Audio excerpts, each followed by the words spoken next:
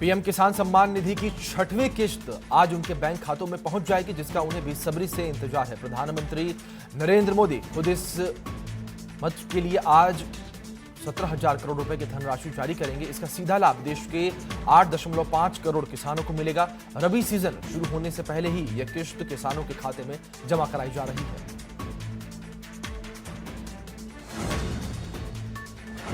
लखनऊ में 1 लाख का इनामी बदमाश हनुमान पांडे एनकाउंटर में ढेर हो गया है। सरोजनी नगर में यूपीएसटीएफ ने हनुमान पांडे को मार गिराया। कृष्णानंद राय हत्याकांड का आरोपी था हनुमान पांडे। कई हत्याकांड में शामिल था हनुमान पांडे।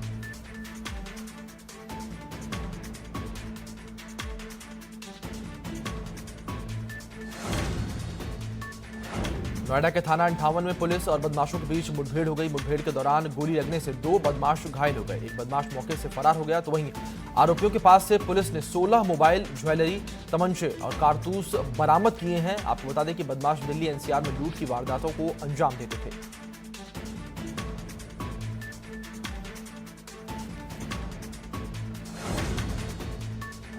तो वहीं कानपुर के बिकरू कांड की जांच में बड़ा खुलासा हुआ है। बिकरू कांड में इस्तेमाल राइफल नेशनल गन हाउस से खरीदी गई थी। विकास दुबे का भाई दीपक रखता था सेमी ऑटोमेटिक राइफल। ये सेमी ऑटोमेटिक राइफल बिना राज्यपाल की मंजूरी के नहीं बेची जा सकती। मामले में जल्द गन हाउस मालिक से पूछताछ की जा सकती है। दीपक ने नेशनल गन हाउस से 2010 में राइफल खरीदी थी।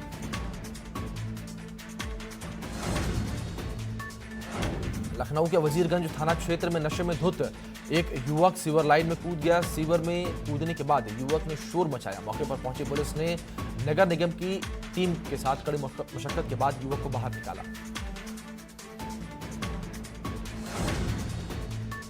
फिरोजाबाद के थाना टुंडला के अलॉक ग्लास में 53 साल के मजदूर की संदिग्ध हालत में मौत हो गई। फैक्ट्री में मजदूर के परिजनों ने शव को कारखाने के गेट पर रखकर जमकर हंगामा काटा। परिजनों ने फैक्ट्री मैनेजर पर गंभीर आरोप लगाए।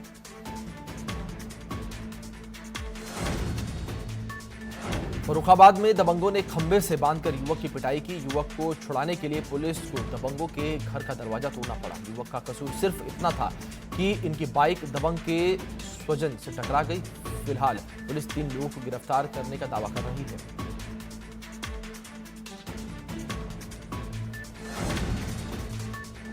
भारत सरकार ने बाराबंकी पुलिस के एक खुलासे को संज्ञान में लेते हुए तारीफ के पुल बांध दिए हैं। सरकार ने देश भर में एक एडवाइजरी जारी कर बाराबंकी पुलिस की तरह काम करने को कहा है। बता दें कि जनपद में थाना लूनी कटरा की पुलिस ने 27 जुलाई को कछुए के मांस की तस्करी का भांडाफोड़ किया था। इसमें 6 लोगों की गिरफ्तारी की गई थी, जिसने काफी सुर्खियां बटोरी थी।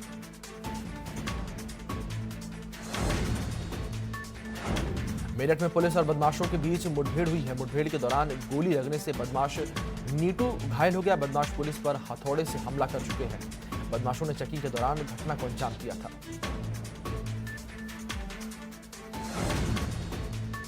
हापुड़ में हैवानों ने 6 साल की बच्ची के साथ दरिंदगी की है। बच्ची के साथ निर्भया कांड जैसी बर्बरता की गई है। रेप कर बच्ची का प्राइवेट पार्ट कुचल दिया गया। बच्ची को गंभीर हालत में मेरठ रेफर किया गया है। फिलहाल बच्ची की हालत नाजुक बनी हुई है। पुलिस मामले की लीपापोती करती हुई नजर आ रही है। सीतापुर में कैबिनेट मंत्री अनिल राजभर और बलदेव सिंह ने बाढ़ग्रस्त क्षेत्र का हवाई सर्वेक्षण किया। इस दौरान मंत्रियों ने बाढ़ से होने वाले नुकसान का आंकलन किया। इसके बाद दोनों मंत्री ने अधिकारियों के साथ समीक्षा बैठक भी की। बैठक के दौरान मंत्रियों ने अधिकारियों को निर्देश दिया कि बाढ़ क्षेत्र में सभी व्यवस्थाएं चाक चौबंद रखी जाएं। क्षेत्र में 24 घंटे पेट्रोलिंग कराई जाए।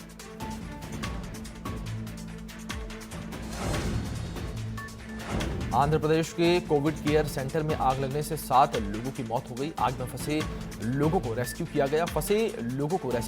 आपको बता दें कि विजयवाड़ा स्थित होटल में आग लगी। होटल में करीब 40 लोग मौजूद थे, जिसमें से 30 कोरोना मरीज थे। देश में कोरोना के आंकड़े 21 लाख के पार पहुंच गए हैं। कोरोना के एक दिन में सबसे ज्यादा 64,399 नए केस सामने आए। साथ ही एक दिन में कोरोना के 861 लोगों की मौत हुई है। इसी के साथ देश में कोरोना मरीजों की संख्या बढ़कर 21,53,010 हो गई है।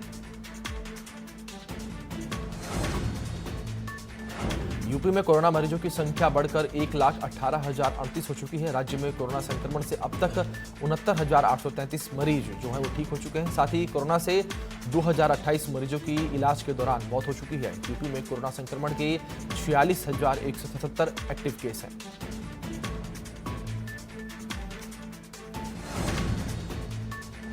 उत्तराखंड में कोरोना का आंकड़ा लगातार बढ़ रहा है। कोरोना के 501 नए मामले सामने आने के बाद प्रदेश में कोरोना मरीजों की संख्या 9,402 पर पहुंच चुकी है। उत्तराखंड में कोरोना से 5,963 लोग ठीक हो चुके हैं।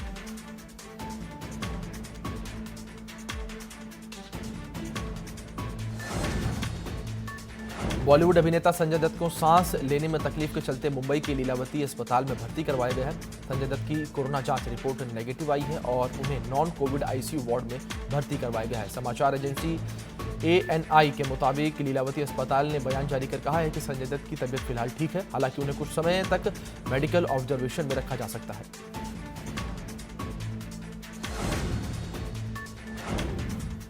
साउथ के जाने माने अभिनेता राणा दग्गुबाती और उनकी प्रेमिका मिहिका बजाज शनिवार रात शादी के बंधन में बंध गए। सोशल मीडिया पर उनकी शादी की तस्वीरें सामने आई हैं। इन तस्वीरों में दोनों एक साथ नजर आ रही हैं। राणा दग्गुबाती और मिहिका बजाज की शादी हैदराबाद के रामा नायडू स्टूडियो में हुई।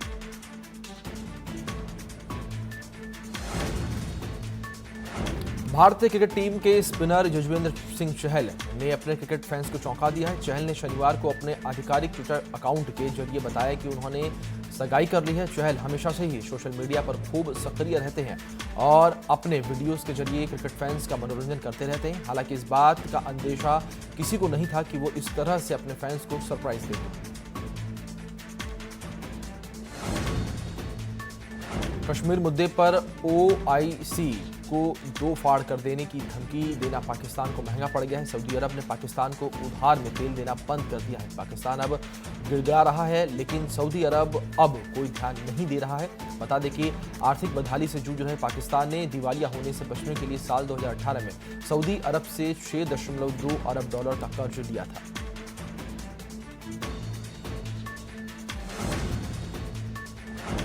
देश के कई हिस्सों में तेज बारिश के बाद बाढ़ जैसे हालात पैदा हो गए हैं। फिलहाल बारिश से सबसे ज्यादा प्रभावित होने वाले राज्य केरल और कर्नाटक हैं। केरल में भारी बारिश के चलते कई स्थानों पर पानी भर गया है। फिलहाल भारतीय मौसम विभाग ने केरल के त्रिशूर जिले में ऑरेंज अलर्ट जारी किया है।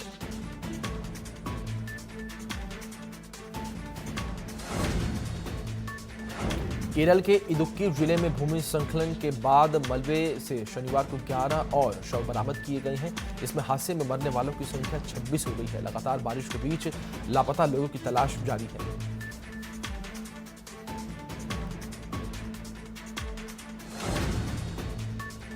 विदेश मंत्री S जयशंकर ने कहा कि मुक्त व्यापार समझौते के मामले में गलत चयन में नहीं फंसना बहुत महत्वपूर्ण है।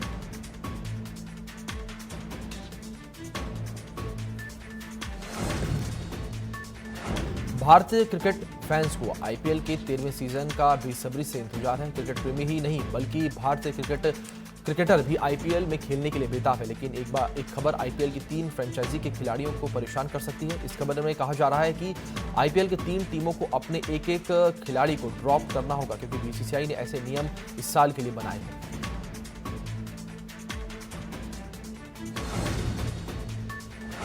कांग्रेस के ही 19 विधायकों की बगावत के चलते सरकार बचाने को लेकर जूझ रही राजस्थान के अशोक गहलोत सरकार के सामने नई मुसीबत उत्पन्न हो गई है। जैसलमेर में सूर्यगढ़ होटल में ठहरे गहलोत खेमे के विधायकों के फोन टैपिंग की सूची सोशल मीडिया पर वायरल होने के बाद कांग्रेस की आंतरिक राजनीति तेज हो गई है। इसी सूची में जिन विधायकों के नाम हैं उन्होंने जमकर नाराजगी जताई है।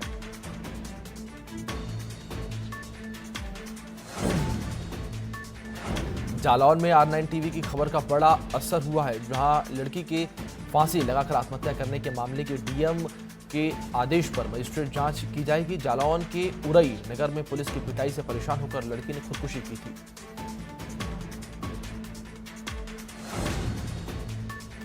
बलिया से बीजेपी विधायक सुरेंद्र सिंह ने ओवैसी पर हमला बोलते हुए कहा कि वो बेबसी का शिकार हैं। वह शुद्ध रूप से भारतीय राजनीति का सफेद पोश आतंकवादी हैं।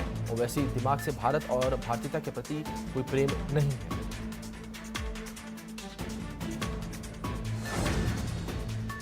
गोंडा में मामूली विवाद में लाठी डंडे चल गए। मारपीट में एक परिवार के 4 लोग घायल हो गए। दबंगों ने महिला और उसके बेटे पर धारदार हथियार से हमला किया। पीड़ित की शिकायत पर मुकदमा दर्ज कर पुलिस ने दबंगों की तलाश शुरू कर दी है।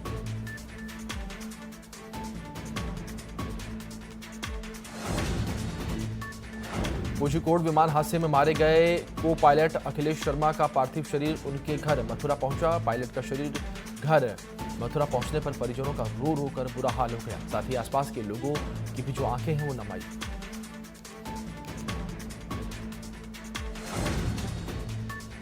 कन्नौज के मखदुमापुर गांव में खराब दूध पीने से परिवार की तबीयत खराब हो गई। 3 बच्चों समेत 8 लोगों को अस्पताल में भर्ती करवाया गया है। इलाज के बाद सभी लोगों की हालात में सुधार है।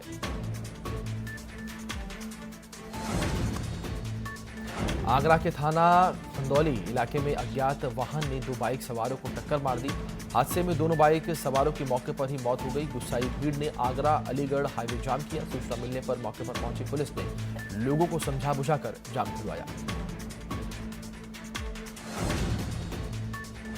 सीएम त्रिवेंद्र सिंह रावत ने सचिवालय में वीडियो कॉन्फ्रेंसिंग के जरिए कोविड-19 के हालात की समीक्षा की। मुख्यमंत्री ने कहा कि कोविड-19 से लड़ाई में धन की कोई कमी नहीं है। उन्होंने सैंपलिंग और टेस्टिंग की दर बढ़ाने के निर्देश देते हुए कहा कि गंभीर मामलों को सीनियर डॉक्टर खुद देखें। कोविड अस्पतालों और कोविड केयर सेंटरों में साफ सफाई पर विशेष ध्यान दिया जाए। वहीं सीएम ने कहा कि लोगों को सावधान और सतर्क रहने के लिए प्रेरित किया जाए।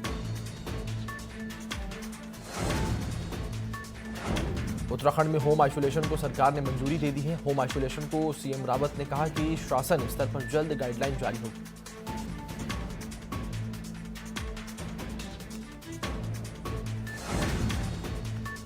उधम सिंह नगर जिले में सिर्फ खटीमा में लॉकडाउन लगाने के प्रशासन के आदेश के बाद स्थानीय पुलिस प्रशासन द्वारा लॉकडाउन का पालन कराने के लिए शहर में जगह जगह पर वाहन चेकिंग अभियान चला रही है। इस दौरान बिना आवश्यक कार्य के घरों से बाहर अपने वाहनों में घूम रहे लोगों के वाहनों का चालान किया गया। साथ ही कई वाहन सीज भी किए गए।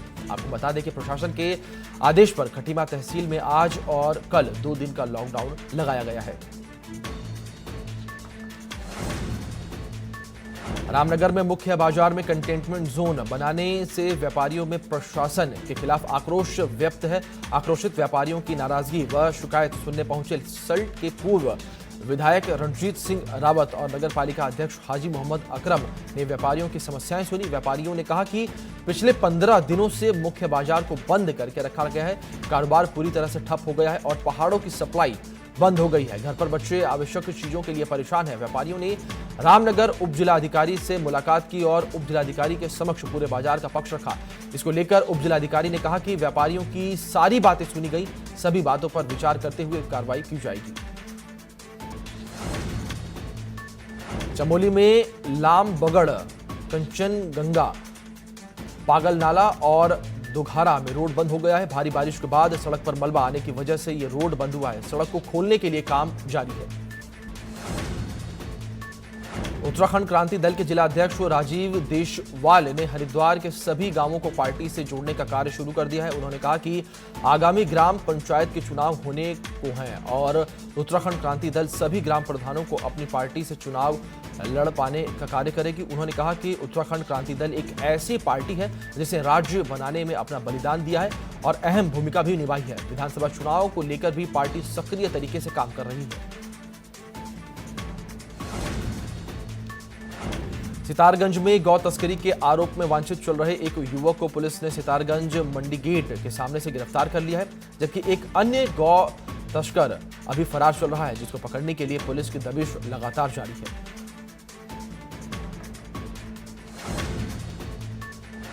महाराजगंज में नाली के विवाद को लेकर 2 पक्षों के बीच विवाद हो गया। विवाद इतना बढ़ गया कि एक पक्ष के लोगों ने दूसरे पक्ष के एक शख्स पर हथौड़ी से वार कर दिया, जिसमें इलाज के दौरान घायल व्यक्ति की गोरखपुर मेडिकल कॉलेज में मौत हो गई। सूचना पर मौके पर पहुंची पुलिस ने मृतक की पत्नी की तहरीर पर कई लोगों को गिरफ्तार किया है और केस भी दर्ज किया है। सिद्धार्थनगर जिले में महिला उत्पीड़न की घटनाएं कम होने का नाम नहीं ले रही हैं। मामला सदर थाना क्षेत्र के ग्राम बॉर्डरपुर का है, जहां एक नवविवाहित की ससुराल वालों ने गला दबाकर हत्या कर दी। मृतक महिला के 1 साल पहले शादी हुई थी और उनका 1-2 महीने का बच्चा भी था। तो वहीं मायके पक्ष के लोगों ने ससुराल पर आरोप लगाया है कि लगातार उस पर दहेज का दबाव बनाया जा रहा था। तो वहीं महिला के घर वालों ने थाने में जाकर न्याय की मांग भी की है। फतेहपुर में करंट की चपेट में आने से एक दंपत्ति की मौत हो गई। दरअसल लोहे के दरवाजे में करंट आने से दंपत्ति करंट की चपेट में आ गए, जिससे मौके पर ही उन दोनों की मौत हो गई। वहीं पुलिस ने मौके पर पहुंचकर शव को पोस्टमार्टम के लिए भेज दिया है। कॉर्बेट टाइगर रिजर्व में बाघों की संख्या बढ़ती जा रही है, जिससे पार्क प्रशासन और वन्य जीव प्रेमी खुश नजर आ रहे हैं। लेकिन कॉर्बेट टाइगर रिजर्व में वन्य जीवों का घनत्व बढ़ता जा रहा है, तो वहीं जंगल का एरिया कम होता नजर आ रहा है, जिसके चलते पार्क प्रशासन के लिए चिंता का विषय बना हुआ है।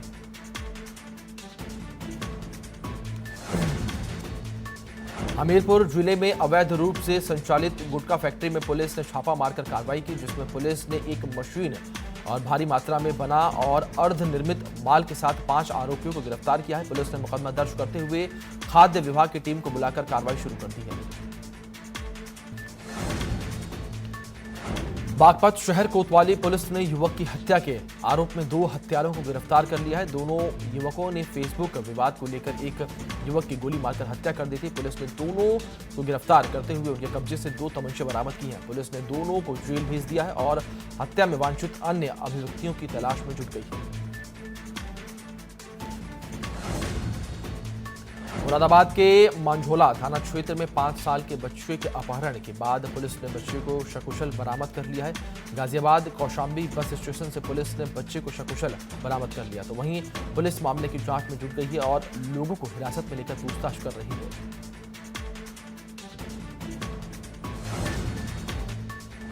बदायूं में एक घर के आंगन में दीवार गिरने से एक बुजुर्ग महिला की मौत हो गई। वहीं परिवार के 4 लोग गंभीर रूप से घायल हो गए। सूचना पर पहुंची पुलिस ने घायलों को अस्पताल में भर्ती करवाया है।